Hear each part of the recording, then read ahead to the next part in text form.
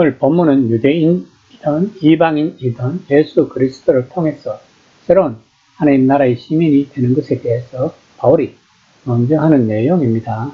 예전에 이방인들은 한 분이신 참 하나님의 가족인 이스라엘의 견지는 애국이요 나그네였습니다. 하지만 지금은 온전한 가족이라는 것입니다. 그들이 유대 율법이나 할례를 받아들였기 때문이 아니라 오로지 예수님이 친히 이루신 일 때문이라는 것입니다. 예루살렘에 있는 성전은 그 민족 종교의 심장부였을 뿐 아니라 세계 방방곡곡에 사는 유대인들의 순례 성지였습니다. 또한 기념 행사와 축제가 열리는 장소였을 뿐 아니라 예루살렘의 정치, 사회, 음악, 문화의 중심부였습니다. 이 모든 것은 당연히 이스라엘의 하나님 야훼께서 그곳에 거하겠다고 약속하셨기 때문입니다. 그것은 땅과 하늘이 만나는 곳이라고 많은 이들이 믿었다고 합니다. 그러나 지금 바울은 살아계신 하나님이 새 성전을 짓고 계시다고 선언하고 있는 것입니다. 그 성전은 돌이나 아치형 장식, 기둥, 제단이 아니라 사람으로 이루어져 있다는 것입니다. 일부 유대인들은 실제로 하나님이 거처로 삼으신 곳은 건물이 아니라 공동체라는 개념을 이미 깨달았다고 합니다. 하지만 바울이 말할 때까지 아무도 그것을 말한 적은 없었다고 합니다. 물론 그 의미는 그리스도인들에게 교회 건물은 엄밀한 의미에서 성전이 아니라는 말입니다. 성전이란 하나님이 이제 거하기로 작정하신 공간인 사람들 자체라는 것입니다. 예수님은 성전 자체를 저주하셨고 복음서에서 성전의 멸망에 대해 계속 예언을 하셨던 것입니다. 이제 살아계신 하나님은 예수님께 충성을 맹세하고 복음을 따라 살기로 결단한 사람들의 마음과 삶, 특히 그들이 공동체 안에 거처를 두기로 하셨다고 바울은 말하였습니다. 즉 새로운 하나님 나라의 백성 안에 하나님이 거하시는 성전이 있는 것입니다. 2장 17에서 18절입니다. 또 오셔서 먼 데 있는 너희에게 평안을 전하시고 가까운 데 있는 자들에게 평안을 전하셨으니 이는 그로 말미암아 우리 둘이 한 성령 안에서 아버지께 나아감을 얻게 하려 하십니다. 본문에서 먼 데 있는 너희에게는 이방인을 말하고 가까운 데 있는 자들은 유대인을 가리킵니다. 이 두 그룹의 평화가 선포된 것은 둘이 화해하고 하나가 되어야만 평화가 오기 때문입니다. 평화는 그리스도께서 가지고 오신 최대의 기쁜 소식입니다. 평화는 세상에서 가장 사랑받는 단어 중 하나입니다. 복음 메시지가 선언하는 것이 바로 그것입니다.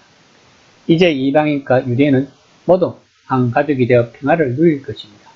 이는 외부에서 유대교를 바라보며 유대 성경이 말하는 하나님께 마음이 끌렸던 이방인들에게 놀랍고 아주 신나는 일이었던 것만큼 전통적으로 유대인들에게는 기이하고 혁명적으로 들렸음에 틀림없었을 것입니다. 바울 또한 유대인이었다는 것을 알아야 할 것입니다. 이처럼 복음은 혁명적인 것입니다. 즉 사람들이 받아들이기가 거북하다는 것입니다. 그래서 복음에 대해서 똑바로 설교를 하는 많은 성도들이 불편하다는 것을 느낄 수 있는 것입니다. 2장 19에서 20절입니다. 그러므로 이제부터 너희는 외인도 아니요 나그네도 아니요 오직 성도들과 동일한 시민이요 하나님의 군속이라. 너희는 사도들과 선지자들이 터 위에 세우심을 입은 자라. 그리스도 예수께서 친히 모퉁이들이 되셨느니라. 바울은 예수를 믿는 이들에게 모두 동일한 시민, 즉 모든 시대의 하나님의 백성으로서 천국 시민권을 가진 자들이라고 말하고 있습니다. 당시 시민권이 없는 외국인이나 나그네들은 국가의 보호를 받지 못하고 온갖 차별과 멸시를 받았다고 합니다. 또한 바울은 앞서 가족의 비유에서 그 가족이 거처할 집으로 옮겨지고 있습니다.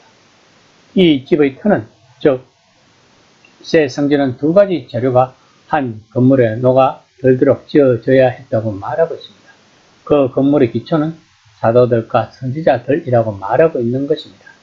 하나님은 그들을 통해 왕이신 예수가 전 세계에 가져오신 평화의 메시지를 선포하셨고 선포하고 계셨다는 것입니다. 예수님은 가장 영광스러운 것에 따로 자리할 돌, 건물을 하나로 만드는 돌이었다고 바울은 말하고 있는 것입니다.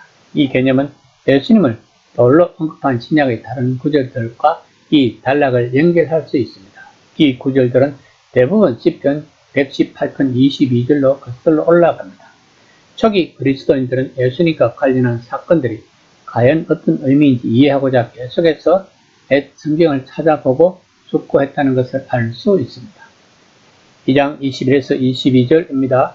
그의 안에서 건물마다 성교 서로 연결하여 주 안에서 성전이 되어가고 너희들 성령 안에서 하나님이 거하실 처소가 되기 위하여 그리스도 예수 안에서 함께 지어져 가느니라.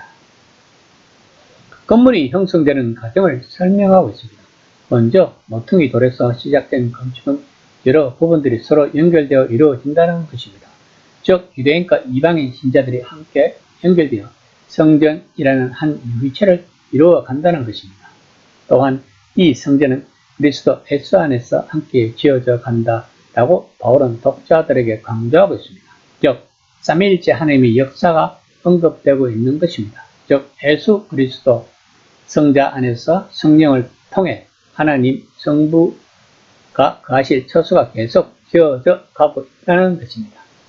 메시아 예수 안에서 만들어진 새로운 공동체에 대한 바울의 놀라운 비전은 오늘날 우리에게 몇 가지 도전을 줍니다. 오늘날의 이방인 그리스도인들은 자신들이 원래의 유대인 공동체 안에 속했다고 생각할까요? 유대인 신자들과 이방인 신자들이 예수님 안에서 항상 함께 예배 드릴 수 있을까요? 그럴 수 없다면 이유가 무엇일까요? 바울이 마음에 품은 아름다운 성전을 지어 온 세상의 유일하신 하나님의 영광을 받으시게 하려면 오늘날 우리가 극복해야 할 인종적, 문화적 차이는 무엇일까를 한번 진지하게 생각해보는 시간이 되었으면 합니다.